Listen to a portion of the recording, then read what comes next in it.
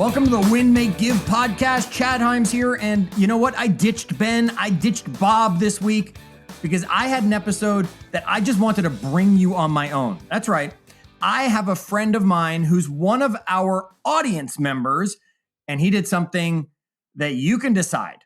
Incredibly brave, incredibly challenging, incredibly foolish. You'll get to decide as we get into it. Now, before I bring this guy on and we share his story and we share what's possible and what you can do if you just take the time to think about it, I want to warn you about this guy. Now, this guy's got a personality, and it's a big one. This guy talks as fast as I do most of the time. The biggest difference, this guy uses those words that you might not want to be playing in your car with the kids in the back seat. So you're being warned in advance. I know he's going to be on his best behavior, yet you're being warned in advance. Chris, welcome to Win, Make, Give. Chad Himes, thank you, man. Thank you for that introduction. And as we say in the South, we love Jesus, but we cuss a little. There you go. All right. So, Chris, you're a member of the Win, Make, Give audience. You've been a listener since day one. You and I have known each other a long time. I've had the pleasure of coaching you for a long time. So, but our audience doesn't necessarily all know who you are. So give me a quick intro of Chris to our audience. Yeah, sure. Absolutely. I live in Knoxville, Tennessee. I've got two real estate teams that I work out of, one in South Carolina, the Myrtle Beach, coastal Carolina area. And then I've got my home base, which is Knoxville, Tennessee, in East Tennessee. And real estate investor, I guess you could say now, of flipping houses, as well as we launched a brokerage with a few partners, and still in the real estate game as well. So that's all right. And let's not forget to give a shout out to the lovely better half. Yeah, absolutely. Yeah. Husband and father. Yes. All right. Yeah. And that's going to play important, I think, in the story we're going to talk about today. Absolutely. Yeah. All right. So there you go, gang. Chris is over in the southeast part of the country, east side, east coast there. If you're looking for someone in that area, reach out to Chris. If you're in that area, well, connect with Chris. You might find it really interesting. And it's Chris Miller, and they'll be able to find you in various ways. We'll have you drop that at the end. Plus, of course, in our Facebook group. That's right. Facebook.com/group/win, make, give, because Chris is a member there and he'll be able to connect with you. Now, Chris, I said at the beginning, it might have been courageous. It might have been bold. It might have been brave. It probably was stupid and foolish. Yet it's enough that we brought you here for an episode about this, or at least I did. What is it we're talking about? What did you do? So what Chad is referring to is I ran an ultra marathon. Okay. Yes. And I guess the little asterisk that we'll put behind that, or in front of it, is that I've never ran a marathon. I've never run a 5K. And at the time, before I started training, my limit was a mile. And then I guess we'll also throw in there, it was 45 days out. It was 46 if I'm being honest. All right, so 46 days before this ultra marathon, which we're going to just say was a 40 miler, although you found out the hard way it was actually 41.2 miles. Exactly. Yeah. Yeah. We're the one at the end is the one that is rough too. Those are what kill you there, right? Okay, so we're going to say this ultra marathon, this 40 miles, and you had never really run more than a mile or two at the most. I mean, what's your health been like over the last few years? Give us some background on you, people who can't see us. Obviously, we're audio. Now, Chris and I see each other, and his comment was, you're not going to put this video out, right? Because that's just way too much sex appeal to have both of us on the screen. So no video yet. Chris, give everybody a description. Who are you physically, health-wise? Physically, I mean, I'm probably your typical. I used to play football, and then I became a father and started, running businesses and, self-employed, I guess. So you can imagine, I mean, dad bod, a real nice dad bod. Picture that beautiful dad bod on the beach, all oiled up, right? Right, all oiled up, filled out in the midsection with nice looking arms, right? Yeah, exactly. Yeah. Yeah. It's what happens when we have a young daughter and she leaves half the food on the plate. We finish it for her. Yeah. We you can't let it waste. No, absolutely not. I got you. All right. So here's a guy who dad bod, as he'll describe himself, young mid 30s, right? Never really run more than a mile or two, as Ben would say, unless you're being chased, why even bother running? Right? Yeah, exactly. And then 46 days before this ultra marathon, you say, I'm going to go do that. Now, take us there. What happened that would even inspire someone in your situation to say, 40 miler, here I come? So it was really kind of a perfect storm, I guess, or a weird mix of things. I'd listened to for the first time, and I had no idea who he was. Jesse Itzler, I believe is his last name. Founded Zico Coconut Water, and just an all-around awesome guy. So Mr. I started, we just refer to him as Mr. Spanx, right? Yeah. This dude was winning at life. I mean, married into the Spanx, CEO. So it kind of got me motivated to go work out because I'd been skipping a little bit. And, he was talking about basically, seizing the day and, making the most out of things. Who was he talking with? So it was the first time I heard him, I think, was on a Grant Cardone, the 10X conference. And then I was like, man, I love this guy. Who is it? So then I found him speaking with Joe Rogan. Okay. Yeah. David Goggins is who he's talking about, folks. Yeah. Well, so Dave, so Jesse wrote a book about living with a Marine. Right. And I've never been a huge Dave Goggins guy. And then that, it kind of, I was like, man, I love this dude. This dude sounds like a bad dude. So that's not what he wanted to say, folks. He's being nice to your kids in your car. I held back, man. So it was a weird mix of listening to them at the same time. I got on the treadmill and I was like, I'd been talking to Chad. Chad is my coach, life and real estate. And I was on the treadmill trying to get back in the swing of things. And I was huffing it hard for the mile that I was on the treadmill. And whenever I run, I try to do this thing of not looking down. So I was almost positive I'd ran for, probably 15, 17 minutes, somewhere in there. But I was almost positive I'd ran 5 miles. I was certain.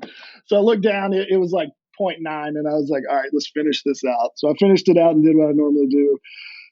I love the steam room. So I got in the steam room and I'd switched over to Goggins, right? Because I'd like I said, getting into him. So I'm literally squeezing my stomach like the kid on the Goonies, like the shuffle truffle. Like I'm like, oh my God, what have you done to yourself?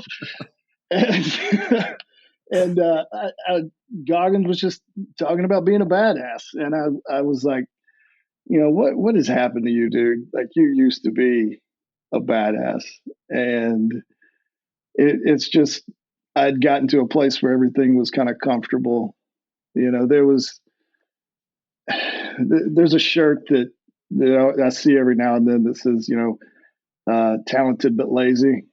And it's always like a reminder of like, everybody's got gifts. You've got your gifts. Why aren't you using it? So I'm listening to Goggins and I'm listening to his whole story and it's cracking me up. And and then he said, he'd lived in Nashville at the time. He's like, so I signed up for a marathon and it was one that he had to do to, I guess, qualify. And he said, it's just outside of Murfreesboro and it's called the Strolling Gym. And I was like, well, that sounds funny. And I was like, and then he said, I don't run these things and do this stuff for the physical aspect of it. I do it for the mental. Like I know I can do it physically, but it makes you better mentally. And I was like, that's it. Damn it. This dude knows this is what I'm talking about. Flipped open my phone. Like I was like, that's it. Send Chad a text. Hey man, I'm doing this. So I started asking first, I guess. I'd already committed in my head. And then I started thinking, oh, okay, let's see how far out this thing is. And it was, it was 46 days out. So, the funny story of it is, I talked to Chad, and, Chad's like, man, okay, it's a lot, it's a lot to do what you're talking about doing, but, we can create a path. And then I asked, 4 other people that I knew that were runners, and they're like, dude, you're going to kill yourself. You're don't be a dumbass and do this. So I jokingly tell everybody that I got 4.5 out of 5 people telling me no. And I looked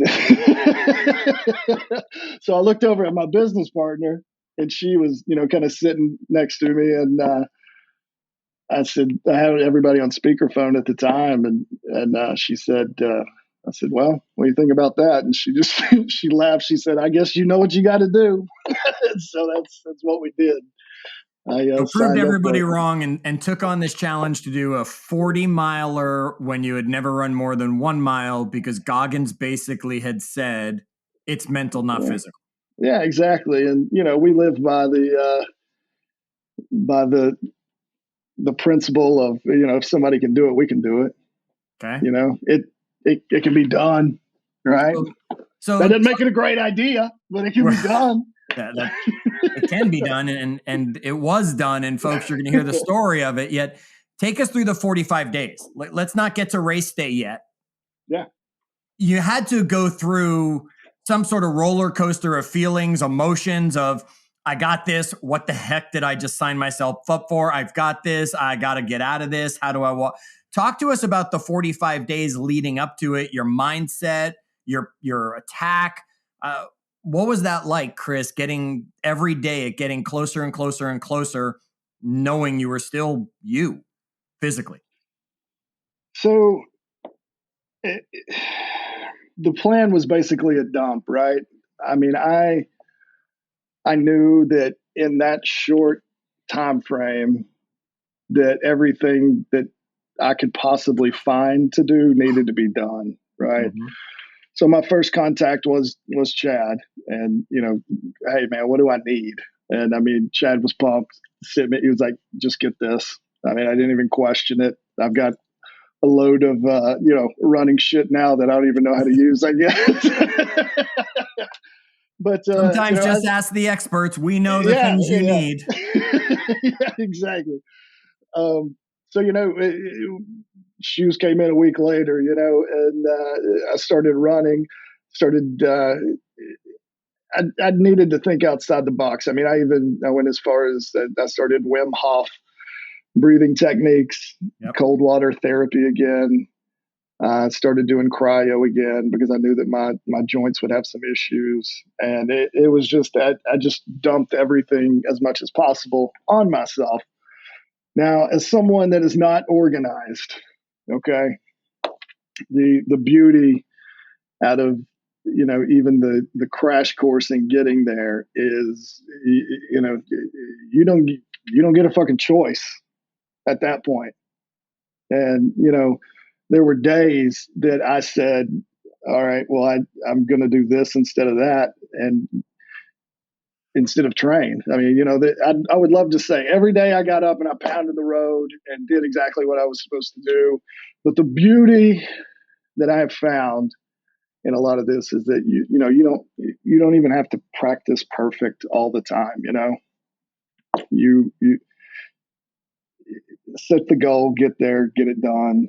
Would I have been in better shape in the run because some things happened? Maybe. But I definitely was thinking, during the run, I popped my knee out of socket, or, an old football injury that I had. And I was like, maybe I should have, ran that day instead of eat, 4 times at a buffets or something, maybe it wouldn't have hurt to, run a little more. But now I threw everything together. We made up a plan for running, and I for the most part, I stuck with it. I had to. Okay.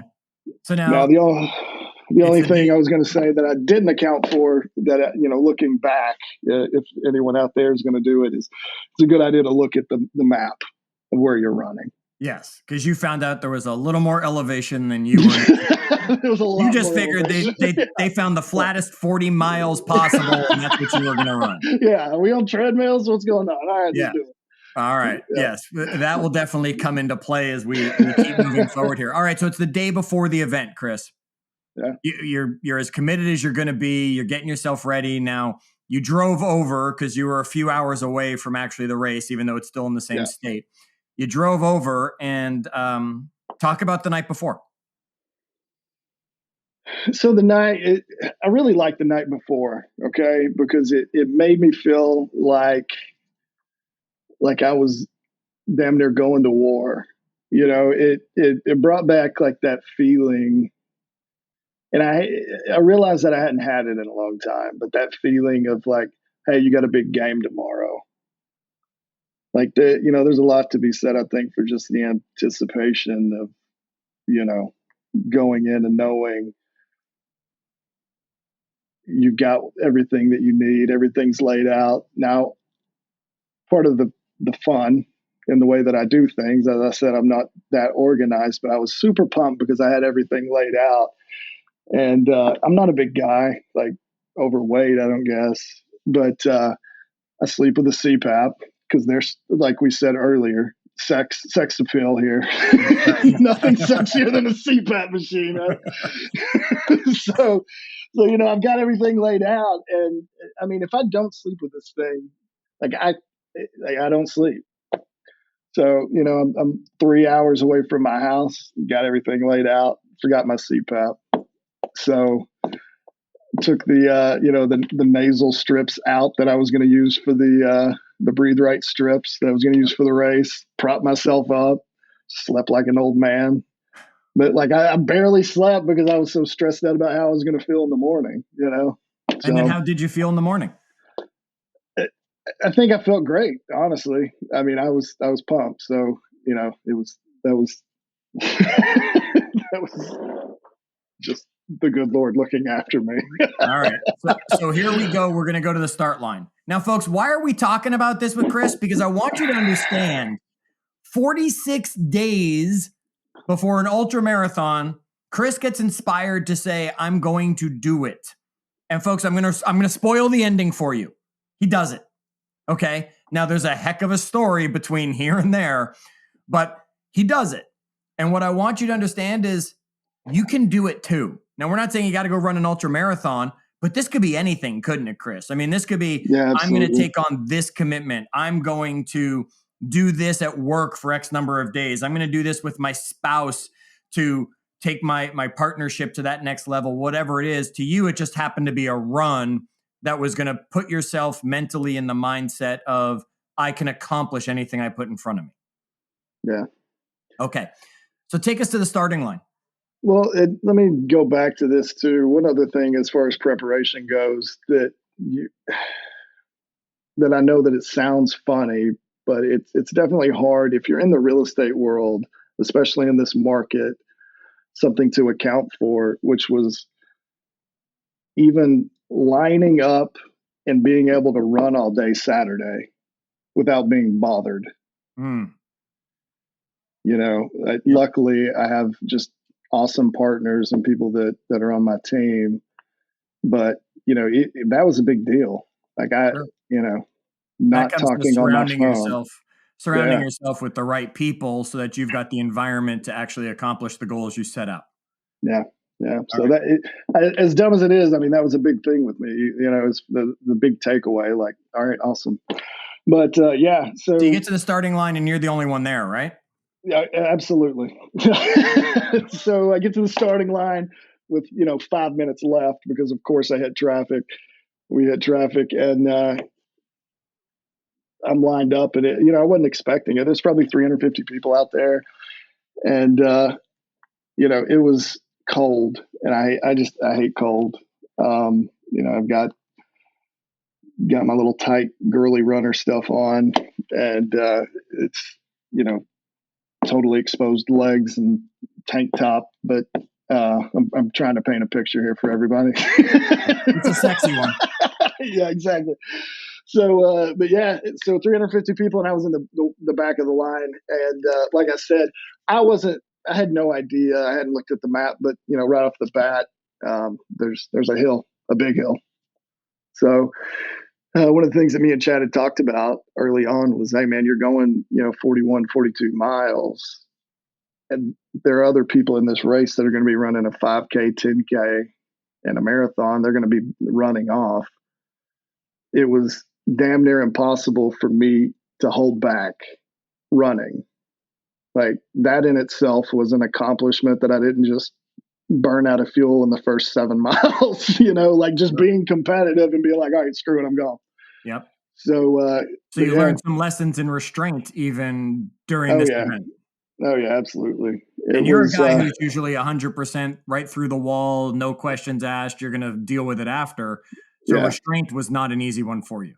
It definitely was hard. And, not that I'm saying anything about age or, it just is what it is. But, whenever you're first starting on this line, for people that have never ran before, I mean, this was my first time running, but when you look over and there's an 80-year-old lady that's like power walking past you, I mean, it does get in your head a little bit, Sure.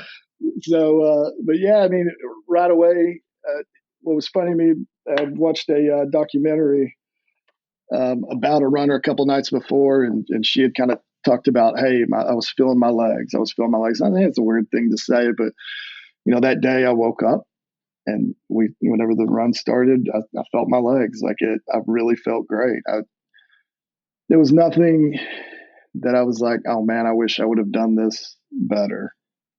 Sure. At the first of the race. Okay.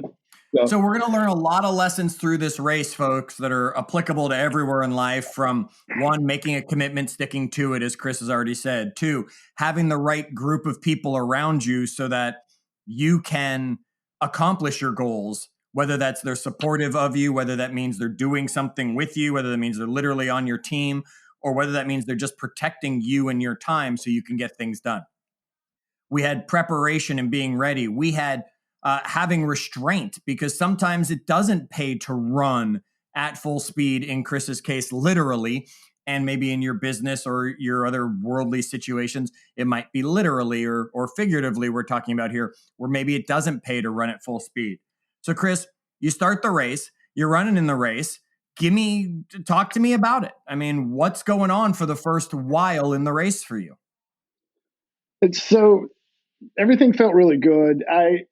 The weird thing about racing that I didn't realize that was going to happen is I pulled my AirPods out for a little bit and just wanted to kind of run. And I've just recently, over probably the last year, started meditating, and because I've got to kind of slow my head down in the way that I think. Running, if it's not something that you do a lot, I suggest it, because it puts you in that meditative state. I mean, when you're just looking down at your feet for 7 to 8 miles, you have time to think, especially if you're not booking it, But, the first part of the race, so I say that to say that I just made a lot of metaphors came to mind, Yep. One of which was, I would pick someone and focus on that was in front of me, and, they may be 100 yards out. It was you could see a lot. You could see a good distance from a lot of the race. And I would pick someone, meet up to them, pass them, pick someone else, meet up to them, pass them. And, I did that probably 8 to 10 times. And then it kind of hit me, I was like, all right, you need to get back into this race is against you and not everybody else. Mm. So I had to settle in a little bit and really think through that. The natural competitive juices just came out, and you just went after people as you saw them in front of you. Exactly. Just knocking them into the ditch. Not literally, believe me, folks. No. Yeah. It's interesting because you also there's a great lesson in that, Chris, even as the aggressive, competitive nature. You didn't look at the people 5 ahead of you. You looked at just that one ahead of you and said, let me go get you. Let me go get the next one. Let me go get the next one, instead of looking 8 people ahead and saying, I'm going to go catch that person. Exactly. And I think that was probably what I was trying to get at, which was, it was always the next person. And I'm someone that likes to set kind of big, audacious goals and just say, let's roll with this. But on the day to day, week by week, month by month, it's about those milestones that we've talked about. And I was thinking that while I was running, I was like, there's a milestone, just past this guy, just there we go. So, okay. Excellent. So you're running and I don't know. I mean, I've got our text string open in front of me here. Makes me laugh still. I'm probably going to keep this one for a long time. I got to tell you, so folks, I was 3 hours behind you, right? You were Eastern time, or were you Central time when you started? Central. Okay, so I was 2 hours behind Chris, yeah. And I got up that morning, and the first thing I did that morning was I woke up and I texted Chris. Like right away when I got up that morning, I got up a little late because it was a Saturday morning, but I got up and I sent Chris a text right away, knowing he had already been running for probably about 2 hours, 3 hours because of the time difference. And then just wanted to check in on you as the day went. But then all of a sudden, I don't hear from Chris for a while. He's doing great. Okay. I sent him a message a few hours in then where I say, how far in? And Chris, you say 25 miles. I mean, that was where you were. You were 25 miles. And I say, okay, just keep going because it's all mental now, right? Yeah. Send you a few little gifts to hopefully make you laugh. Let me read to you the response that you have here that came in over the next little while. It says, yep, now I've blown out my knee, rolled my ankle, fractured my foot, I'm 90% sure. I'm walking really slowly. I got 10 miles to go. Just finished a gratitude video, and I'm not stopping, right? There was another word in there I just won't read. So, Chris, all of a sudden, you're doing great. You're feeling good. You sent a cute video while you're running of like this hill you went up. You're out there, you're running. And then all of a sudden I get, blown out my knee, rolled my ankle, fractured my foot, walking slowly, and I've still got 10 miles to go. Talk to us about like mile 25 to mile 30 in there. So I knew. So the night before the race, they gave us a book and they gave you your bib. And the bib, for people that don't know, is your number. Again, it's got some kind of tracker in it, I guess. But it had, I guess, the what's it called? The inclines and the elevation map. The elevation map, and there were these insane spikes at mile 23 to 28. So I knew that there was like another one or two to go. And what had happened was I'd blown out my knee again, an old football injury, as us, dad-bodied people say. And I started putting more weight on my foot, running, kind of jogging a little wonky. And then it messed up my foot. So basically at that point, whenever Chad had, sent me that text and I replied, I was probably at mile, between 26 and 28, I guess. I can't remember, but I was going up a hill, a ridge, a mountain, whatever the hell you want to call it. Right? At the time, I wanted to drive back to see if it was really that big, but in my head, this is where we'll keep it. But but when I say to you that I mean, I knew that I had to keep going forward. Okay. And I was walking like an infant,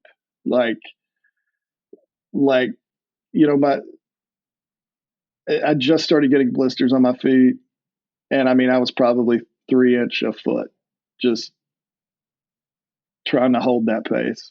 Mm-hmm. My watch, luckily, I had my Apple Watch. It would give me my pace. And it, was just telling me I was behind at that point. But basically, the watch just told you, hurry up. Right? Yeah, the watch, it went from like, hey, you're slowing down, you're doing really good. And, over the course of like 4 hours, 3 hours, it was like, hey, bro, you still moving? So yeah, I mean, I started creeping at that point. And, right. and it was just it was rough, and it was to the point where like this town, if you ever get a chance to drive through it, it's called War Trace, and it's just outside of Murfreesboro, like I said. But like these are the nicest people that I've ever seen in my life. I mean, just everyone was so nice, and like people would like the race is big in the town, I guess. A lot of people that were retired would set up like little um, stops for you with like water. And this lady, I thought that she was racing in the race, and she started kind of coming towards me, like I could see her, and it was just the right thing at the right time. Like she met me and she was like, "Hey, baby, I just you looked like you're hurting." And I said, "I am." She's like, well, I just wanted to check on you. I mean, I'm walking slow enough that this 70-year-old lady that just walked down, met me, and then just walked off. Like she was like, "Listen, come up here, take a rest, lean up on this table, do something." And I mean, she said, it was just the nicest. She was like, well, "Listen, I'm going to be praying for you. I want you to, I want you to reach out to me whenever you're done." And I was like, "God, thank you. I needed that." And at that point, I lost my phone signal. Sure. So lost my phone signal. Legs did what they did, and I think that my AirPods died for a little bit. So it's you talk about getting in your head temporarily. It was a good 3 miles of inching it that I had to fight through. See, now this lady was very nice, seemed to be very kind, very loving. I, on the other hand, am not that person, just so you know, folks. So, again, looking through our text string here, I texted Chris a picture of a pizza that we were about to have while he was still going. While then I texted him a picture of I texted you a picture of our hot tub that we were getting into while you were still going. Yeah. Chad Stoffel, people, if you haven't picked it up yet, this man is just kept poking. But Chris, you went through those 3 miles of barely moving, moving so little, your AirPods dead, just alone, because you were at that point, there wasn't anybody still near you really in the race. They were, a little ahead or well ahead in that situation. What was going through your mind? I mean, what goes through the mind of somebody 30 miles in, hurting, alone, with a goal of finishing this 40 miler? Why didn't you just say to the lady, "I'm done. Can you drive me to the end?"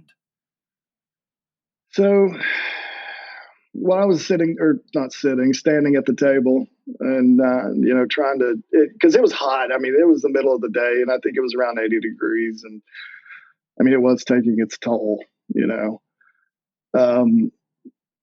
some two ladies walked up, were jogging. One had a flag, that she was doing this. I think she was doing the marathon section, possibly, or maybe she was doing the whole thing, but she was doing it in honor of her brother that died. And it was just like, oh my God, all right, if she can do this, I can keep moving. If, I've just got to keep moving. I mean, I definitely, I mean, I was beat down, but I did know, and there were times that I wanted to quit, that I was like, okay, you've ran a marathon now. Like, you're at the 26 mile. You can go and just say, "Hey, I ran a marathon's worth." Yep.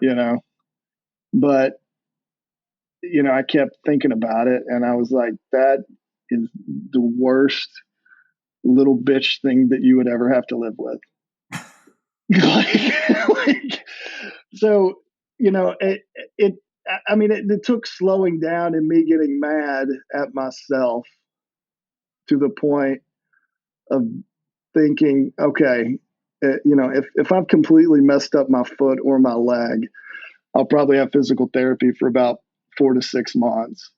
But I was like, okay, this race is not going to be it's not going to come till next year. I got to wait another year, and it's going to be the worst year of my life, because every Thursday I'm going to get on my coaching call with Chad, and he's going to laugh. I would have laughed in a supporting, loving way. Yeah, exactly. So, about 2 miles after that, my wife and child, my 7-year-old, just sat. She's a sass hole, right? That's what she's just the sassiest thing ever. They met me at about 2 miles, and just to check on me, make sure I was still living and walking. And, my kid was like, well, keep running, like, what are you doing? I thought you were in a race. Are you going to lose? And at this point, my wife was like, you probably need to stop running. And I was like, I'd already decided, it was like, I'm not going to do that. Right. So then I got some water from them, and I said, all right, we'll just, go up the road a little bit, and then I'll meet you guys, or, I'll see y'all here in a little bit. So what it went from then mentally, that I had to start breaking down again. And I really didn't realize this until we're just now talking about it. It was almost like those people early on in the race, right? When I looked and thought, okay, I'm 15, 14, 15 miles out. Like that's a lot to chew. Yeah. But I was like, okay, I just did a marathon. If I can do, like 2/3 of the race is, I think I said it was like 28.5 or something like that. I was like, let's do 2/3 of the race. So then I started walking a little faster, and I was like, okay, if I can hit 30.5, all right, that's 3/4 of the way through. Can you get to 3/4 of the way through? Sure. Got so to you the just broke it 3/4. down into bite-sized goals to keep yourself moving in the right direction. Exactly. And and that's kind of how I kept going. All right. At that point, we kept texting, and yeah. the pictures go dark because next time, I end up having to text your wife, who's in the car behind you, bringing you light so that you can still see, because she's realized you're not stopping. And you originally had a goal of 10 hours. So I got to text you at one point, and I said, well, I guess you can kiss that 10-hour goal goodbye. Yeah. It's the equivalent of you like driving by, the proverbial mud puddle and splashing up on me while I'm at this marathon. Don't worry. I also said, hey, home stretch, and you're my damn hero. So, folks, don't worry. I was as supportive as I am being a sarcastic bastard. Yeah. But then I have a text here, Chris. I gotta read this one. It says, Chris, I need you to hurry up, because it's now past my bedtime, and I can't go to sleep until you're done. So literally the first thing I did when I woke up that morning was text you, and you were already running. Yeah. And now I'm texting you because it's time to go to bed, and you're still running out there, Chris. You did finish the race. I did, yeah. You did. You came across the finish line, and I'm looking at the finishing time right now. I won't say it, but you finished. You did finish. And heck, you weren't that far behind the guy who finished just before you. No. But then when you look at it here, I got 9 people who didn't finish. Yeah. Right? I got 9 racers out of the 200 that didn't even complete the race. I also have 48 people who never even showed up at the start line. Right? Mm. They did not start or did not finish. And yet you, even though it took you a whole day, nothing stopped you from crossing that finish line. What was the feeling coming across that finish line finally at the end of a long 41.2 mile day with all the pain, all the thoughts you had experienced?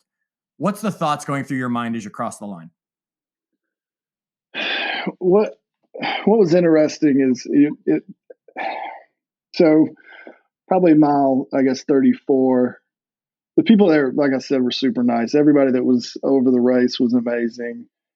But I was, I guess, a few miles out, and it was getting late. And I mean, I was creeping. I mean, I was going at a slow pace, and they said that they would wait until everybody finished. And I told them, I was like, listen, I don't want your medal.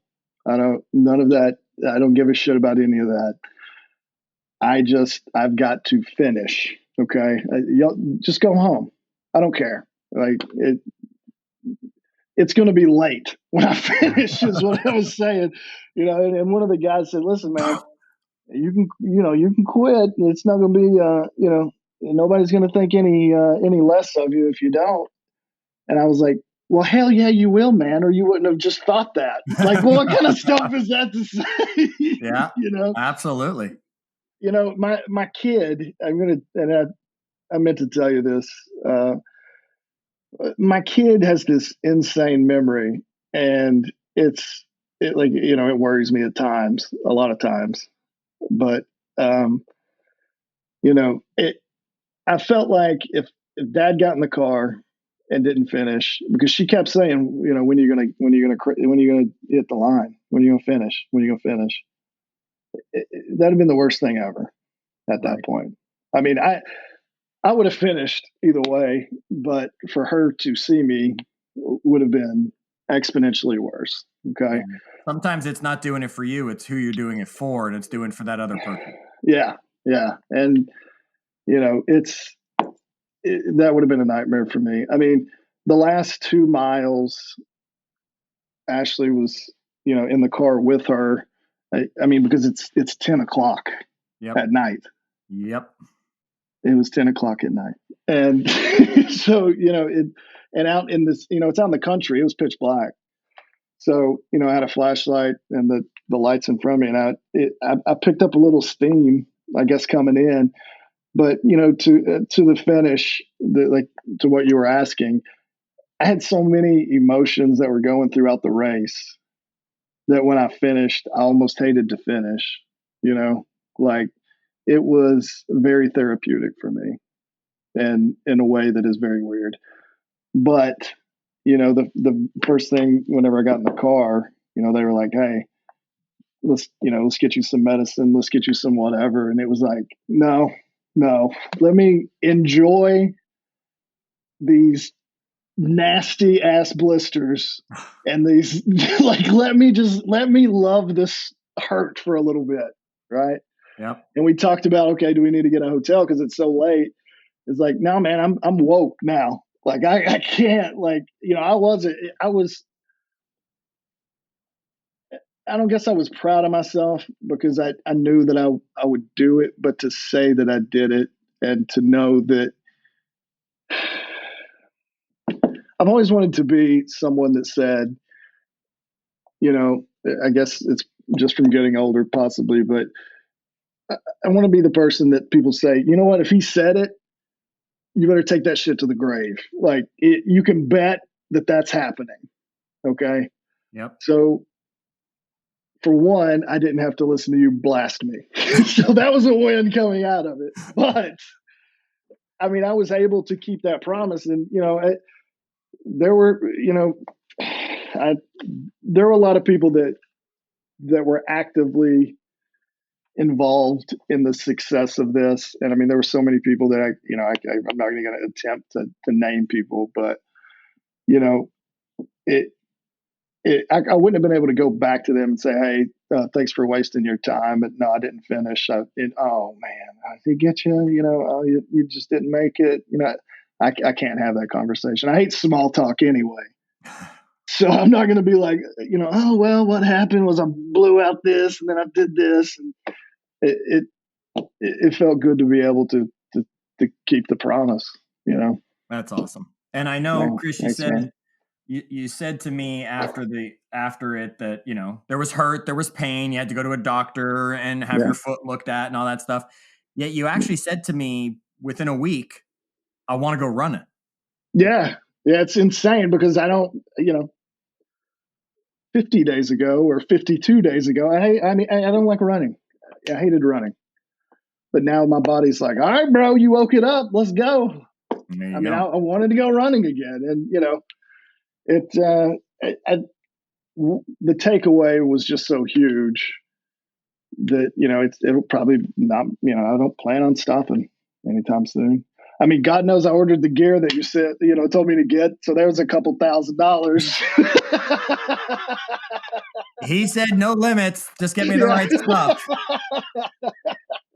So we got him the right stuff. Chris, just you and I mean, we're having a conversation. Other people just might be listening. You know how proud I am of you for accomplishing this. I know on behalf of your wife, your daughter, many other people that I know that were in your corner this whole time.